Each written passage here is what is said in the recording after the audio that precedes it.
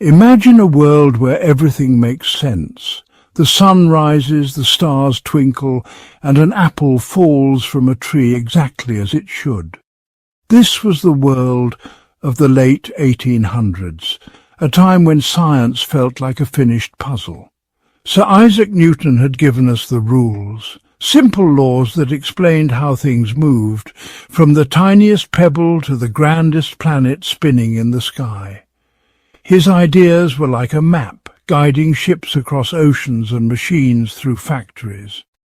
Then came James Clerk Maxwell, a quiet genius who tied electricity, magnetism and light into one neat bundle. With his equations, we could explain lightning, magnets, and even the glow of a sunset.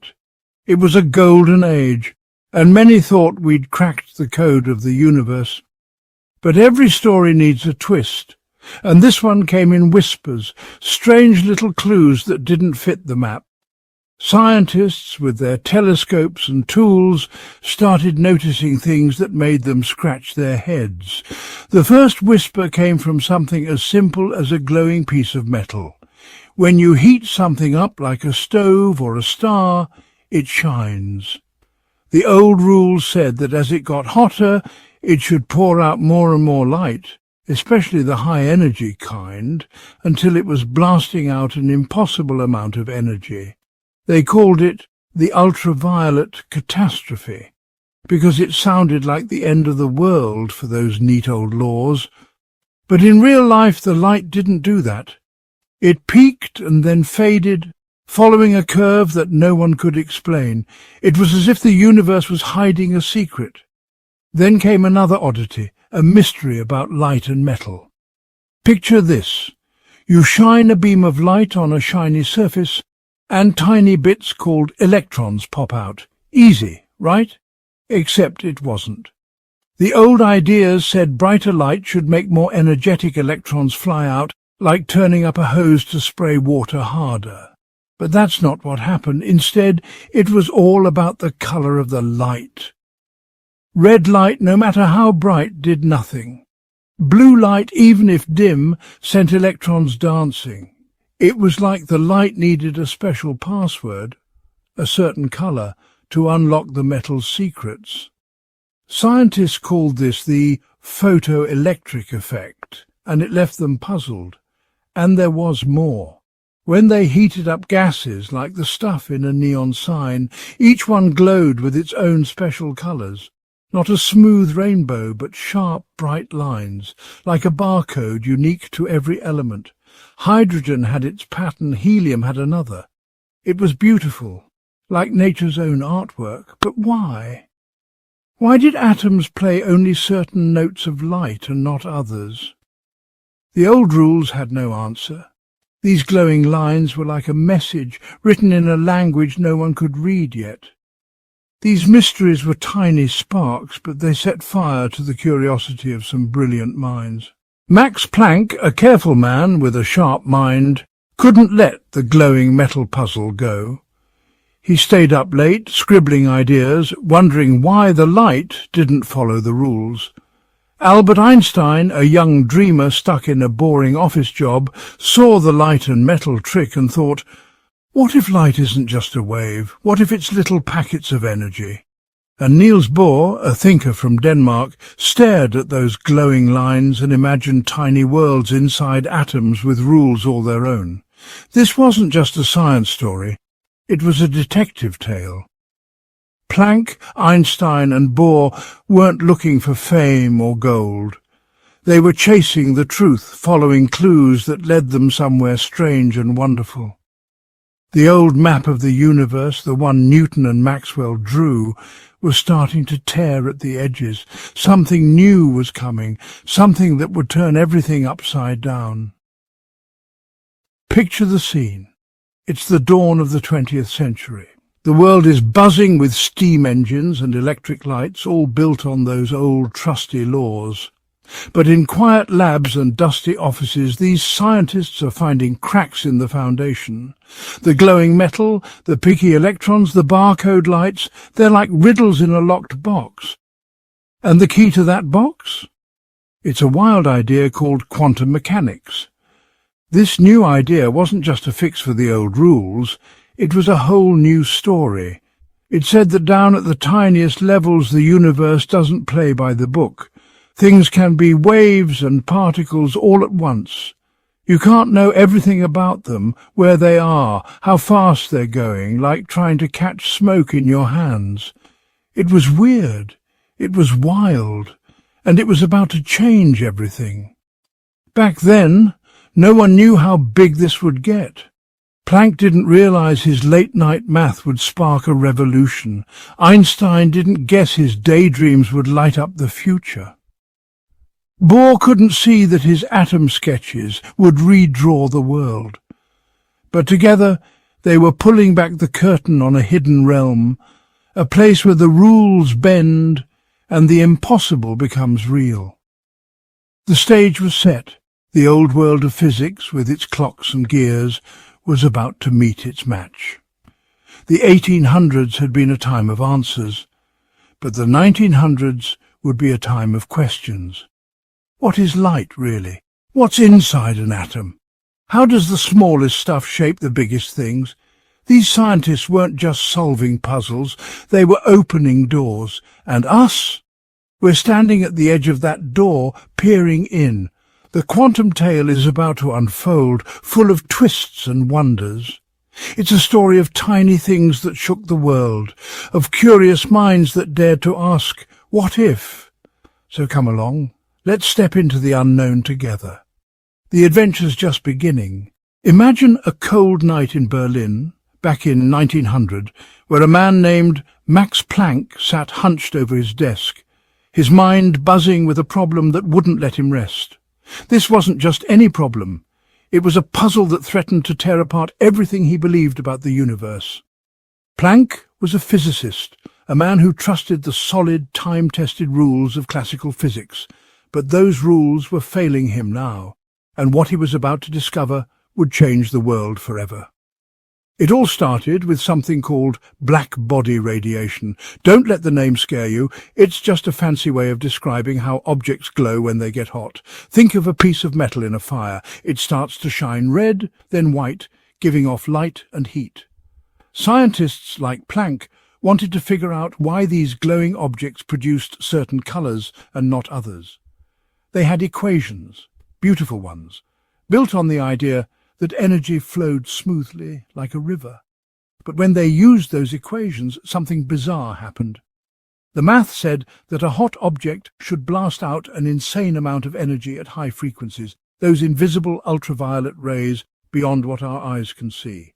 It predicted so much energy that the object would basically explode in a flood of light. They called this mess the ultraviolet catastrophe because, well, it was a disaster for physics. But here's the thing. In real life, that didn't happen. The energy didn't skyrocket. It curved down gently, like a hill sloping into a valley. The universe wasn't following the rules, and Planck couldn't stand it. Night after night, he wrestled with this mystery. He barely slept, his mind racing as he scratched out numbers and formulas. He thought about his friend Wilhelm Wien, who had a theory that worked for high frequencies but fell apart at low ones. Then there was Lord Rayleigh, whose ideas with James Jeans worked for low frequencies but led straight to that ultraviolet catastrophe. Planck needed something new, something that could fit all the pieces together. But every time he tried, the old ways let him down. Then, one sleepless night, an idea hit him, an idea so wild it felt wrong. What if energy didn't flow like a river? What if it came in tiny, separate packets, like a dancer stepping up a staircase, one careful leap at a time? He called these packets Quanta, and he figured out that each packet's size depended on the frequency of the light. Higher frequency, bigger step. He wrote it down as a simple equation. E equals sign, Chen. Energy equals frequency times a tiny number he called h, Planck's constant. When he tested it, the numbers lined up perfectly with what scientists had seen in their experiments. The catastrophe was gone. You'd think Planck would be thrilled, right? He wasn't. He hated this idea. It went against everything he'd ever believed. Energy wasn't supposed to jump around in little chunks. It was supposed to be smooth, predictable, like the physics he loved. He called it a desperate trick, something he only tried because nothing else worked. But the more he looked at it, the more he realized he couldn't ignore the truth. The universe didn't care about his feelings, it was showing him something new. For weeks Planck wrestled with himself. Should he tell anyone? Would they think he was crazy? He was a respected scientist, not some wild dreamer, but the evidence was too strong. So, with a heavy heart, he decided to share his discovery. On a cold December day in 1900, he stood up in front of a room full of brilliant physicists at the German Physical Society. His voice was calm, but inside he was a mess. He told them about Quanta, about energy stepping discretely instead of flowing free. He showed them his equation, E equals sine Hn, and how it explained the glow of a black body without any catastrophes. The room went quiet. No one clapped, no one cheered. Instead, they stared at him, some with frowns, others with raised eyebrows. Whispers started, doubtful, confused whispers. Had Planck lost it? Was this some kind of joke? He finished his talk and stepped away, feeling like he'd just dropped a stone into still water, waiting for the ripples to hit. He didn't know if he'd made history or ruined his career, but in the back of that room someone else was listening, a young man with messy hair and eyes that burned with curiosity. His name was Albert Einstein, just a patent clerk then, not yet the legend we know. As Planck spoke, Einstein scribbled notes like his life depended on it. Quanta, he thought. Energy in packets. If that's true for heat, what about light? Could light be made of little bursts too? His mind raced with an idea so big, so dangerous, it could shatter everything physicists thought they knew. Planck walked away that day, unsure of what he'd started. He'd lit a spark of Quanta, and handed it to the world. He didn't realize it yet, but that spark was about to catch fire. Einstein was already dreaming, already wondering, already reaching for something even Planck couldn't imagine.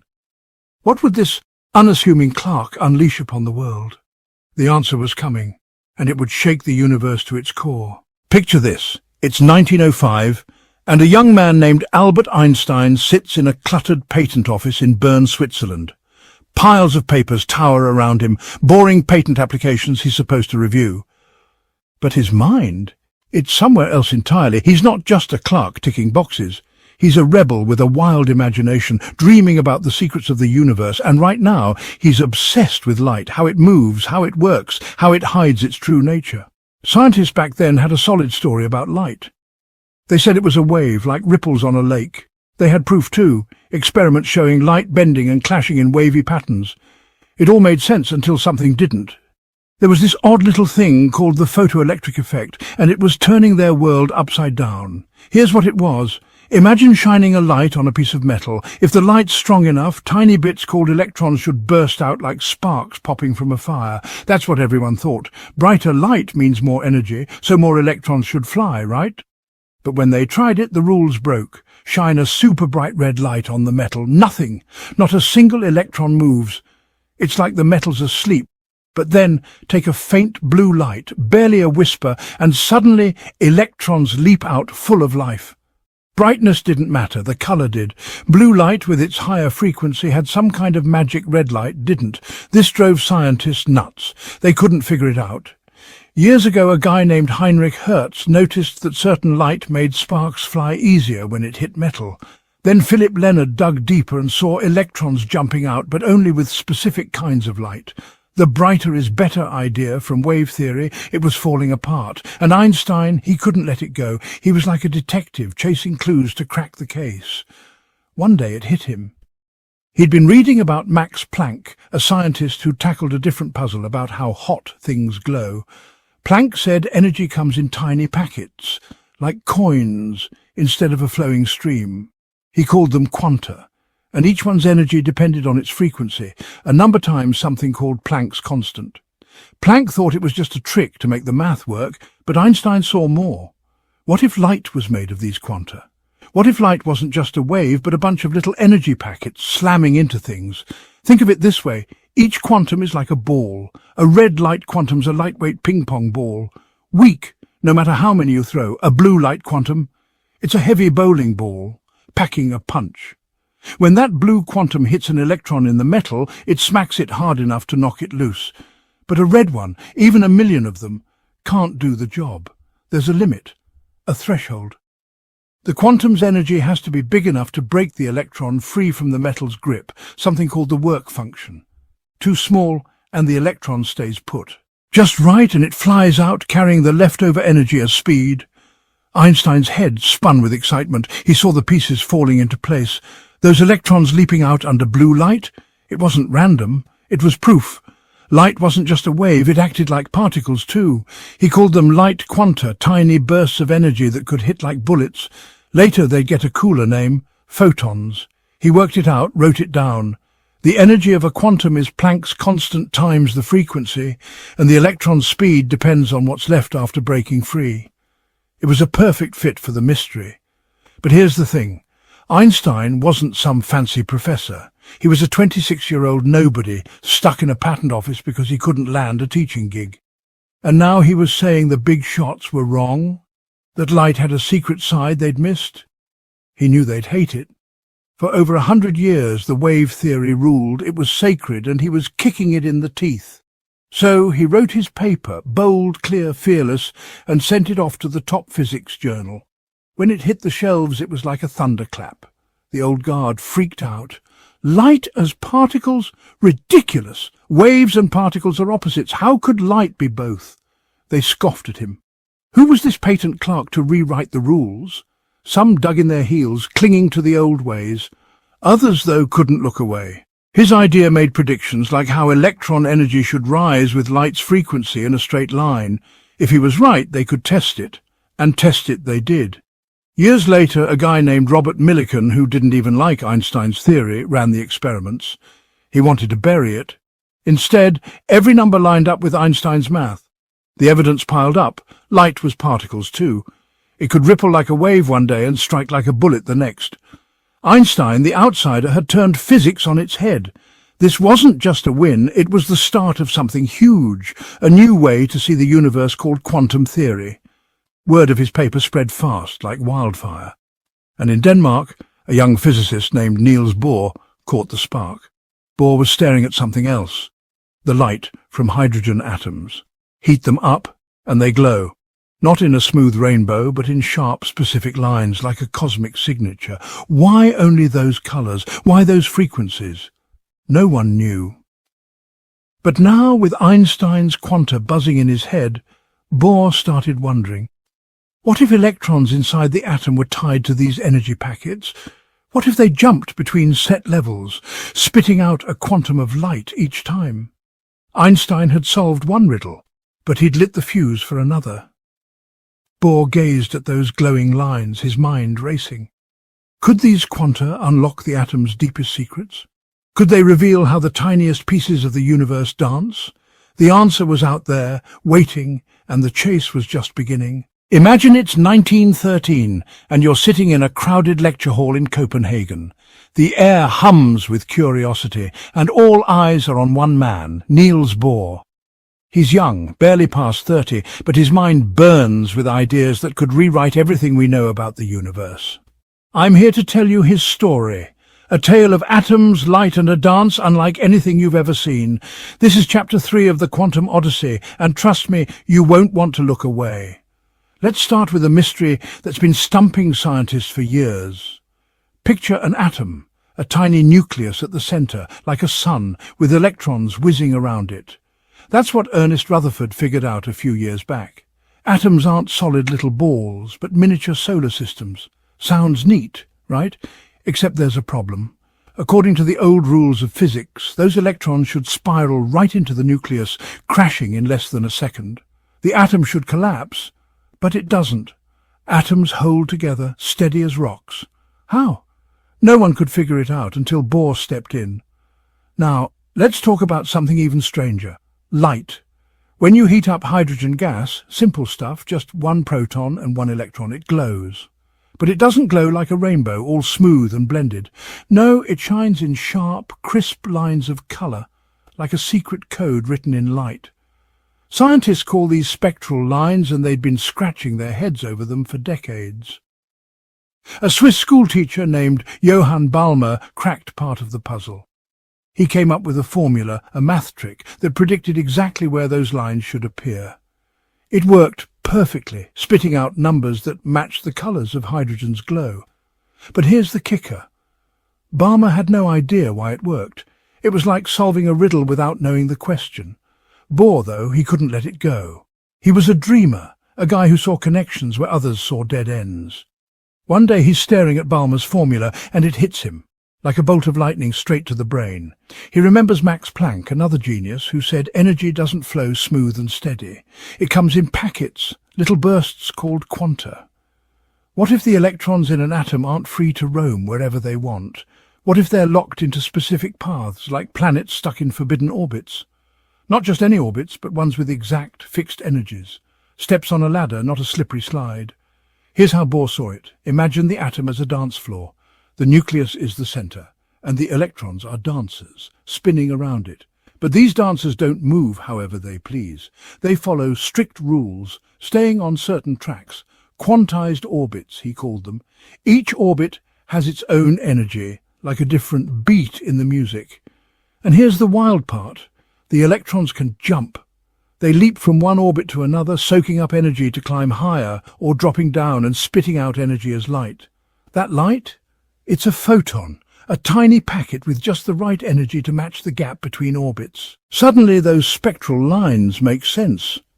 Each line is the glow of an electron jumping down a step, like a dancer hitting a perfect note. This was Bohr's eureka moment. He'd taken Rutherford's atom and Planck's quanta and mashed them together into something new, a model that explained it all. Why don't atoms collapse? Because the electrons can't spiral in. They're trapped in those fixed orbits, safe and stable. Why do hydrogen's spectral lines pop up where they do? Because every jump matches a specific energy, and Balmer's formula maps it out like a treasure chart. Bohr ran the numbers, and they fit. Perfectly. It was beautiful, simple, and downright mind-blowing. But not everyone was clapping. Bohr stood up in that lecture hall, his voice steady, laying out his ideas to a room full of big brains. Some nodded, eyes wide with excitement. This could be the key to unlock the atom's secrets. Others leaned back, arms crossed, frowning. "Quantized orbits," they muttered. "Why should electrons only live in certain spots? What's holding them there?" See, in the old world of physics, the classical stuff everyone grew up with, energy was smooth, like pouring water. Bohr's world was choppy, like hopping stones across a creek. It broke the rules, and that made people nervous. His model worked, sure, but it rested on guesses, bold, wild guesses. And Bohr knew it. He didn't have every answer, but he had something better. A vision. Word spread fast. Copenhagen became a hotspot, buzzing with talk of Bohr's atomic dance. His model wasn't just a theory, it was a bridge, linking the solid ground of classical physics to the misty shores of the quantum unknown. Young scientists flocked to hear him, drawn by the promise of something big. And it was big.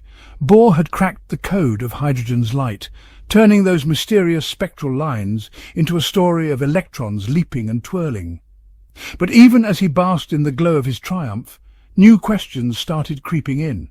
Why were those orbits quantized? What made them special? Bohr's model was a masterpiece, but it was unfinished, like a painting with the edges still blurry. He'd given the world a new way to see the atom, but something was missing. And here's where the story takes a twist. Far away, a young Frenchman named Louis de Broglie was scribbling notes of his own. He had a crazy idea, one that would shake Bohr's dance floor to its core. What if electrons weren't just particles, spinning like tiny planets? What if they were waves too, rippling and bending in ways no one could imagine? Could that explain why the orbits were locked in place? Because they had to fit the wave's rhythm like a song only the atom could hear. Bohr didn't know it yet, but his atomic dance was about to get a whole lot wilder. The quantum revolution was picking up speed, and the next step was coming fast. Stick around, because this tale's far from over, and the atom's got more secrets to spill. Imagine it's 1924, and you're in Paris, a city buzzing with art, ideas, and the scent of change. But today the real excitement isn't on the streets. It's inside a stuffy university hall where a young scientist named Louis de Broglie is about to shake the world. He's not holding a weapon or a manifesto, just a stack of papers, his doctoral thesis. And what he's about to say, it's so wild, so out there that it might just get him laughed out of the room or make him a legend. Let's rewind a bit. Back then, scientists knew something strange about light. It could act like a wave, rippling through space, but also like tiny particles, little packets of energy called quanta. Einstein had figured that out, and it was a big deal. But de Broglie, he's not satisfied with just light. He's got a hunch that's keeping him awake at night. What if matter, the stuff we're made of, the tiny electrons spinning around atoms, what if they could act like waves too? Not just particles, but ripples, like when you toss a pebble into a pond. Crazy, right? So here he is, standing in front of a committee of professors. These are serious people with grey beards and even greyer ideas about how the world works. De Broglie's hands might be shaking, but his voice doesn't waver. He tells them, every bit of matter has a secret wave inside it. He's got an equation to back it up. Something simple yet mind-blowing. Lambda equals h over p. Don't worry about the math. Just picture this. Lambda is the wavelength, h is a tiny number called Planck's constant, and p is momentum, how fast something's moving. What it means is this. The smaller something is, like an electron, the more its wave nature shows up. A rock? Too big, no waves we can see, but an electron? It's practically dancing like a ripple on water. The professors aren't buying it, at least not yet. One of them leans forward, squinting. Matter as waves? Where's your proof, young man? They ask. De Broglie doesn't have experiments up his sleeve, not today. All he's got is his brain, his logic, and a gut feeling that the universe is way weirder than anyone thinks. He's risking everything, his career, his reputation, on this untested idea. Bowl doesn't even cover it. Now, let's jump across the sea and a few years ahead. Two other scientists, George Paget Thompson and Clinton Davison, are messing around with electrons. They're not even trying to prove de Broglie right, they're just curious. Thompson's in England firing electrons at super-thin films. Davison's in America shooting them at a crystal. And then, bam, something wild happens. The electrons don't just bounce off like tiny balls. They spread out, bend and overlap, making patterns of light and dark spots. It's like what happens when you shine light through a slit or a prism. Scientists call it diffraction, and it's the fingerprint of a wave. Picture this, electrons, these little specks we thought were solid, rippling and interfering like waves on a pond. Thomson sees rings of light and shadow. Davison sees a pattern that looks like a target. They're stunned. And when word gets back to de Broglie, he must have wanted to jump for joy. This is it. Proof his crazy idea isn't crazy. Matter, even electrons, can act like waves. His hunch was right all along. The science world catches fire with this news. If electrons can diffract like light, then everything we thought we knew about matter just got flipped upside down. It's not just tiny dots anymore, it's waves too, moving in ways we can barely imagine. De Broglie's become the guy who opened a door to a whole new universe. But here's the thing, every time you answer one question, 10 more pop up. If electrons are waves, how do they zip around atoms? How do they jump between energy levels like they do in Bohr's model? De Broglie's given us a piece of the puzzle, but the picture's still blurry. And that's when things get really interesting, because now two other brilliant minds are stepping into the ring, each with their own way to explain these matter waves. Over in Germany there's Werner Heisenberg, a guy who loves numbers. He's cooking up something called matrix mechanics. Think of it like a grid of math that predicts where particles might pop up. Meanwhile, in Austria, Erwin Schrödinger's dreaming of waves too, but he's got a different spin. He's working on an equation that paints electrons as ripples flowing through space. So here we are. De Broglie's matter waves are real, and they're shaking up everything. Two rival ideas are racing to explain them. Heisenberg's matrices versus Schrödinger's waves. Which one's going to win? Which one's going to crack the code of this wavy quantum world? The stakes are high, the tension's building, and the next chapter's about to blow the lid off physics all over again. Stick around, you won't believe what happens next. Imagine the mid-1920s. Physics is buzzing with excitement, and two names are lighting up the scene, Werner Heisenberg and Erwin Schrödinger. These guys aren't just scientists, they're rivals in an epic showdown, racing to figure out how the tiniest bits of the universe work. It's like a high-stakes chess match, but instead of pawns and kings, they're moving numbers and waves. Each one's dead certain their way is the way to unlock quantum mechanics, the strange new science of atoms and particles. Buckle up, because this is a story of feverish breakthroughs, clashing ideas, and a twist that'll change everything. Let's start with Heisenberg. He's young, barely 23, and brilliant, but in 1925 he's miserable. Hay fever's got him sneezing non-stop, so he ditches Göttingen and heads to a lonely island called Heligoland, way out in the North Sea. No trees, no pollen, just rocks and waves. Perfect. He's there to wrestle with a puzzle. Why do electrons act so weird? The old idea, electrons orbiting the nucleus like planets around the sun, doesn't cut it anymore. They jump between energy levels, spitting out light in patterns no one can fully explain.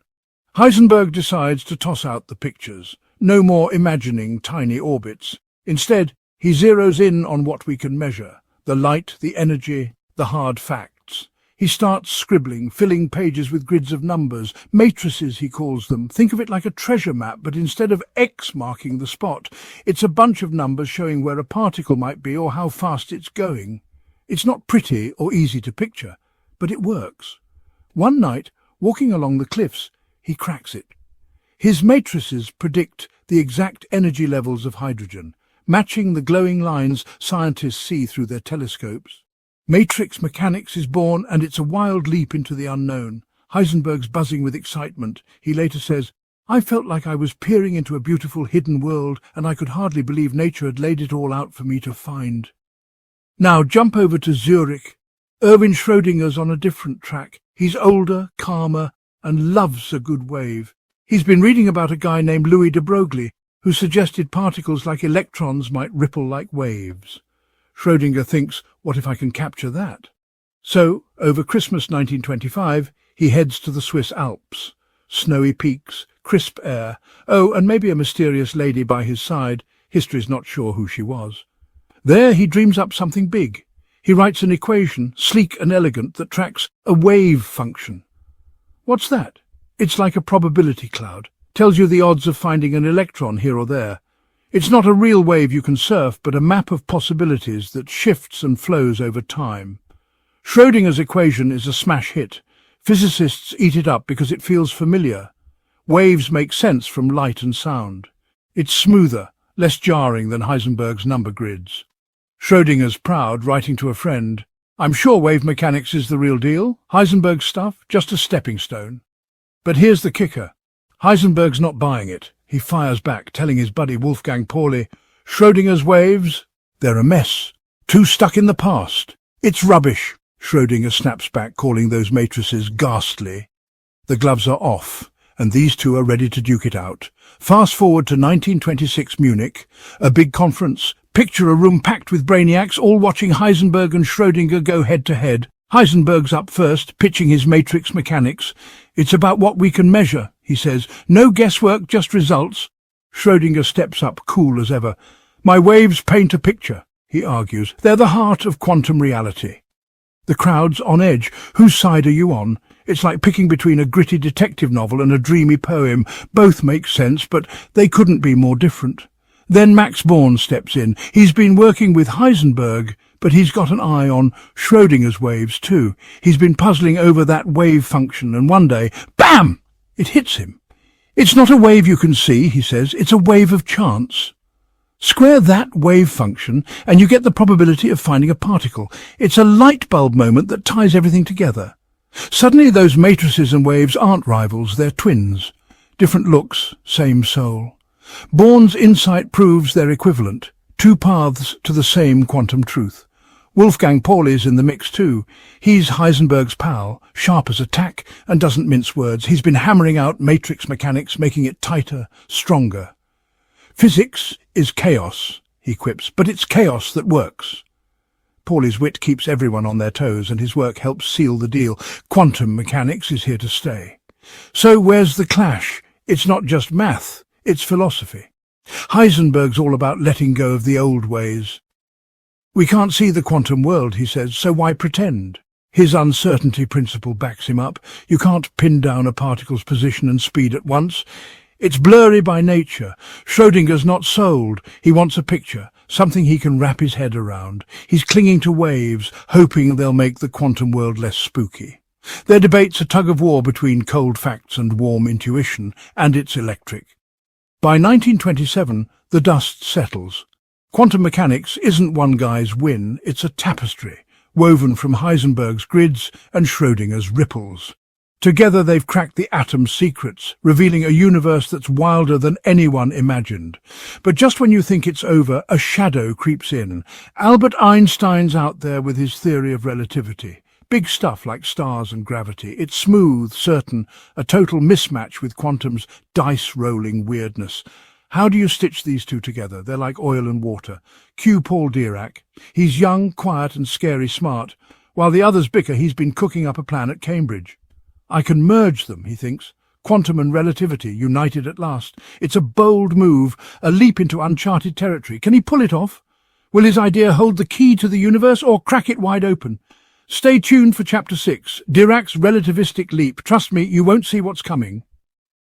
Picture a quiet corner of the universe in 1927, where a young man named Paul Dirac is about to rewrite the rules of reality. He's not loud or flashy. He's a thinker, a loner, whose mind hums with ideas most people can't even dream of. Welcome to Chapter 6 of Where Dirac's Genius Takes Us on a Wild Ride, blending two worlds that shouldn't mix and uncovering secrets no one saw coming. This is a story of brilliance, mystery, and a leap that changes everything, told in simple words to keep you hooked. Let's set the stage. Quantum mechanics is the hot new thing. Heisenberg and Schrödinger have just built a shiny new toolbox to explain how tiny particles like electrons behave. It's weird, it's probabilistic, but it works. For small stuff, at least. Meanwhile, Albert Einstein's theory of relativity is ruling the big stuff. Stars, gravity, things moving crazy fast. Problem is, these two worlds don't get along. Quantum mechanics ignores relativity's rules about speed and space. It's like trying to play two different songs at once, beautiful separately, but a mess together. Most physicists shrug and say, we'll figure it out later. Not Dirac. He's obsessed with making them sing in harmony. Dirac's not your typical scientist. He doesn't chatter or argue in crowded cafes. He thinks in silence, letting numbers and ideas swirl in his head like a private symphony. At just 25, he's already a star at Cambridge, but he's shy, almost ghostly. People say he speaks so little you could count his words on one hand. But when he writes equations, that's where he comes alive. And right now he's chasing something big, a way to make quantum mechanics play nice with relativity. Here's the challenge. Electrons are tricky. They don't just zip around atoms, they spin like tiny tops, and that spin affects how they act. Quantum mechanics can describe them, but only if they're moving slowly. Speed them up, close to light's pace, and relativity kicks in. The old equations fall apart. Dirac wants a new one, something elegant that captures both the quantum weirdness and relativity's strict rules. He's not guessing, he's sculpting, carving out truth with math so precise it feels like magic. One day it clicks. Dirac comes up with an equation, simple on paper, but deep as the ocean. It's called the Dirac equation, and it's a masterpiece. Imagine it as a symphony of numbers, each note perfectly placed. This equation doesn't just describe electrons, it predicts how they move, spin, and dance, even at insane speeds. It wraps quantum mechanics and relativity into one neat package. For the first time, these two giants of physics are holding hands, and Dirac's the one who made it happen. But here's where it gets wild. When Dirac looks at his equation, it tells him something nobody expected.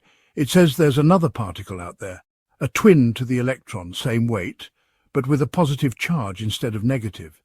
Nothing like it had ever been seen. Electrons are negative, protons are positive, but way heavier. This new thing? It's a ghost, a particle no one's dreamed of. Dirac calls it the anti-electron, though later it gets a snappier name, the positron. He's nervous about it. Predicting a brand new particle is a bold move. What if he's wrong? The science world doesn't know what to make of it. Some physicists are flawed. A new particle? They whisper. Dirac's equation is like a crystal ball. Others roll their eyes. A positive electron? Sounds like science fiction. Dirac stays quiet, letting his work speak. He's not one for debates, he trusts his numbers, and those numbers are singing a song of a universe richer and stranger than anyone thought. There's more. Dirac's equation introduces a new way to think about particles, using something called operator theory. Don't worry about the details. It's like a set of tools that let scientists calculate what particles do without picturing them as little balls or waves. It's abstract, but it's powerful, like a map that works even if you don't know the roads. Another genius, John von Neumann, is watching from the sidelines. He's a math wizard, and he loves Dirac's clarity. Von Neumann starts building on it, creating a rock-solid foundation for quantum mechanics that'll stand for decades. Together, they're turning a wild new science into something precise, almost beautiful. Dirac's work doesn't stop with the positron. His equation cracks open a door to something even bigger. Quantum electrodynamics, or QED for short. It's a way to understand how electrons and light interact, how particles talk to each other across the void. It's the seed of a whole new field, but it's not ready yet. The equations are messy, spitting out weird results like infinities that make no sense. Dirac knows he's started something huge, but it's too big for one person to finish. 5 years later, in 1932, the doubters eat their words. A scientist named Carl Anderson spots the positron in his experiments exactly as Dirac predicted. It's not just a win, it's proof the universe is hiding mirror images of everything we know. Dirac's symphony wasn't just pretty, it was true. He's barely 30, and he's already changed how we see reality. But even as the world cheers, a new challenge looms. Dirac's work has opened the gates to quantum field theory, a way to describe particles not as lone dancers but as ripples in vast, invisible fields. It's exciting, but it's a beast. The math is tangled, full of those pesky infinities that drive physicists nuts. A new generation is stepping up, bright minds like Richard Feynman, Julian Schwinger and Shinichiro Tomonaga. They're ready to take on the challenge, but it's daunting. Can they tame these wild infinite fields and make sense of the quantum universe? Or will the math swallow them whole? Dirac's leap has taken us farther than ever, but the journey's not over. Stick around for Chapter 7, because the next wave of this story is about to crash in, and it's going to be epic. Picture a world just picking itself up after the chaos of World War II. It's the late 1940s, and while cities rebuild, a group of brilliant minds is chasing a dream to understand the universe at its deepest level. Welcome to Chapter 7 of Where the Stakes Are Sky High, and the heroes are physicists like Richard Feynman, Julian Schwinger and Shinichiro Tomonaga.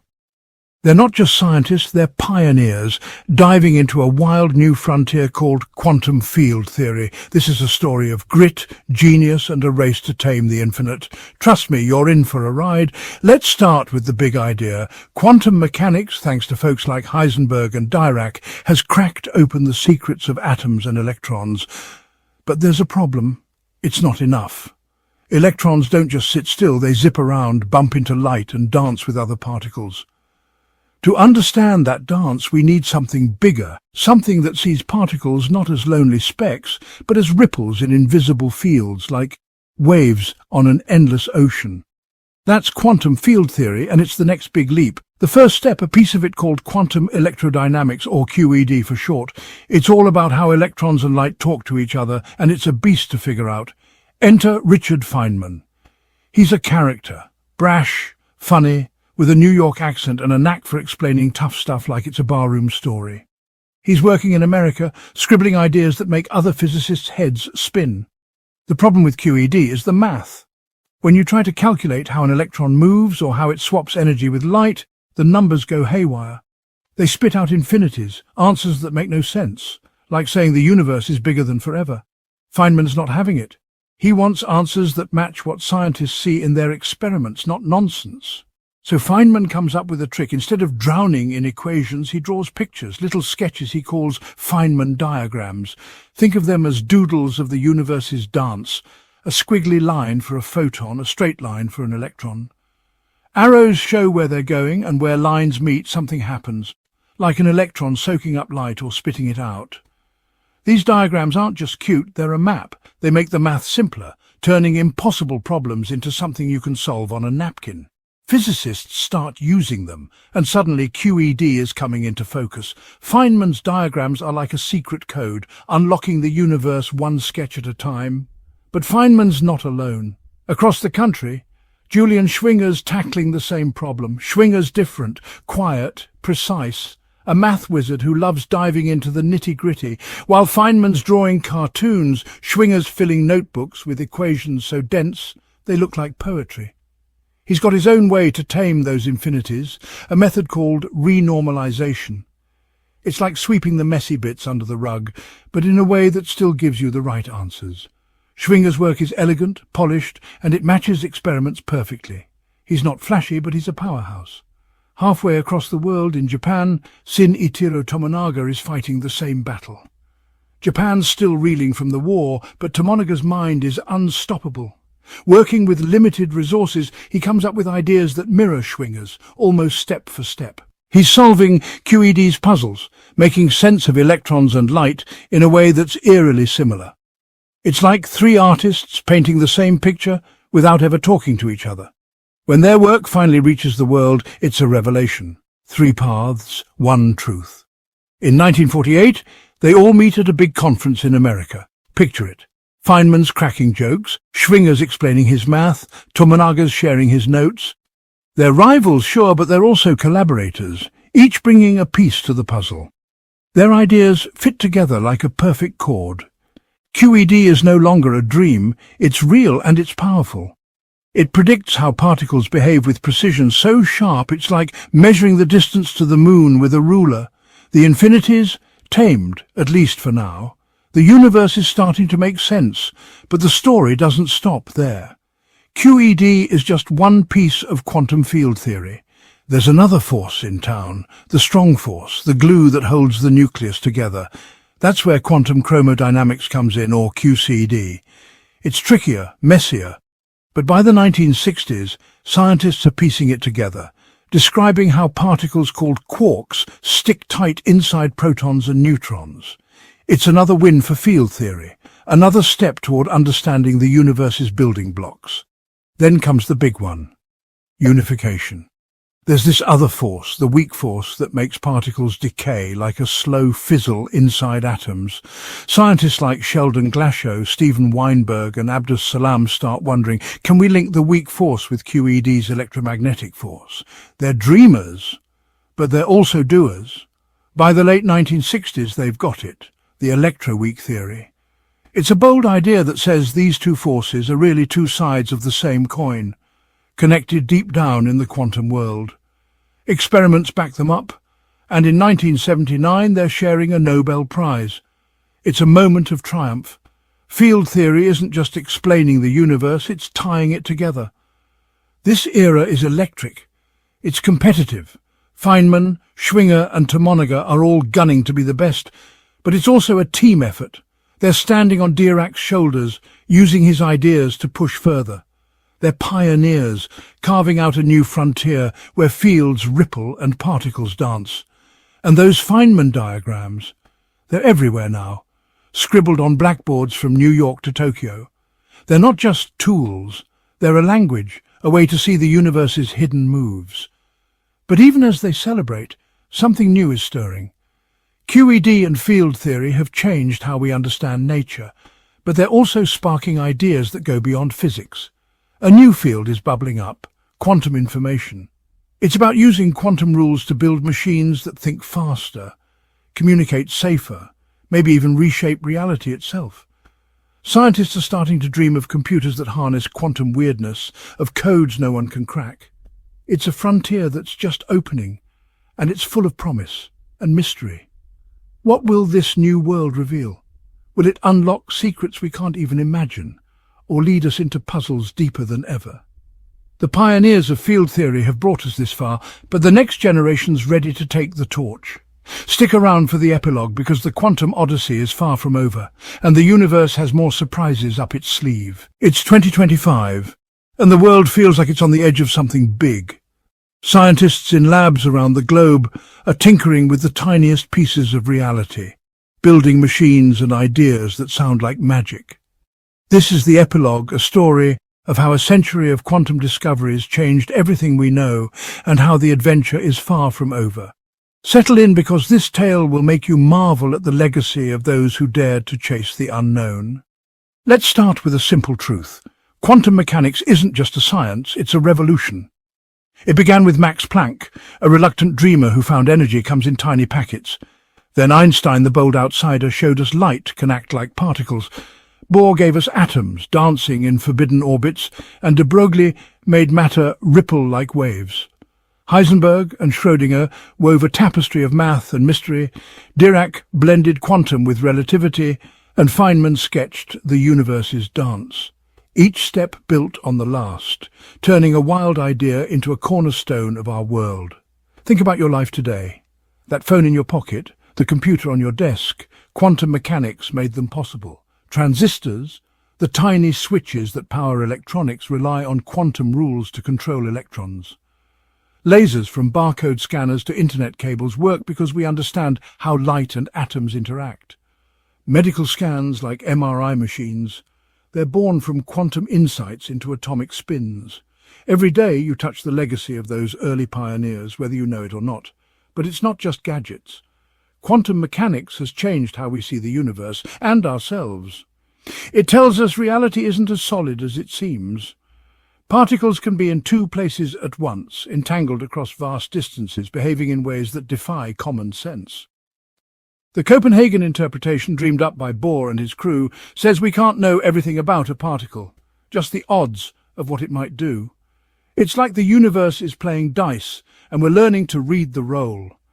This idea shook philosophy, sparking debates about what's real, what's knowable, and whether the act of looking changes the world. Now, in 2025, we're riding a new wave, quantum information. Scientists are building quantum computers, machines that use quantum weirdness to solve problems too tough for regular computers. Imagine cracking codes, designing medicines, or modeling climate change in ways we never could before. Then there's quantum communication, ways to send messages so secure no one can snoop. These aren't dreams. They're happening right now in labs buzzing with excitement. Today's scientists, unnamed heroes of the field, are pushing the boundaries, turning science fiction into reality. But here's what keeps this story alive. We're not done. Quantum mechanics solved big mysteries, but it left us with bigger ones. Take quantum gravity. We know quantum rules govern the tiny world, and Einstein's relativity handles stars and galaxies.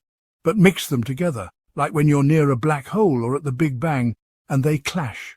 Nobody's figured out how to make them work as one. It's a puzzle that haunts physicists, a riddle waiting for the next genius to crack. Then there's the interpretation debate. The Copenhagen view, with its probabilities and observer effects, is still the go-to for most, but others aren't so sure. Some say there's a multiverse, where every quantum choice splits reality into new worlds. Others think the wave function, the heart of quantum math, is more real than we know. These aren't just nerdy arguments, they're about the nature of existence. What is the universe, really? We're still asking, still searching. This is the quantum legacy, a never-ending quest. Planck, Einstein, Bohr and the rest, they didn't just solve problems. They opened doors, showed us the universe is stranger, wilder and more beautiful than we ever imagined. Today's scientists stand on their shoulders, peering into the unknown. They're not chasing fame or glory, they're chasing truth, just like those who came before. Every experiment, every new idea is a step in the same journey, a story that stretches from a glowing filament in 1900 to a quantum computer blinking in 2025. As we close this odyssey, think about this. The universe is full of secrets, and we're wired to find them. Quantum mechanics taught us that the smallest things, electrons, photons, quarks, hold the keys to the biggest questions. What's out there? What's possible?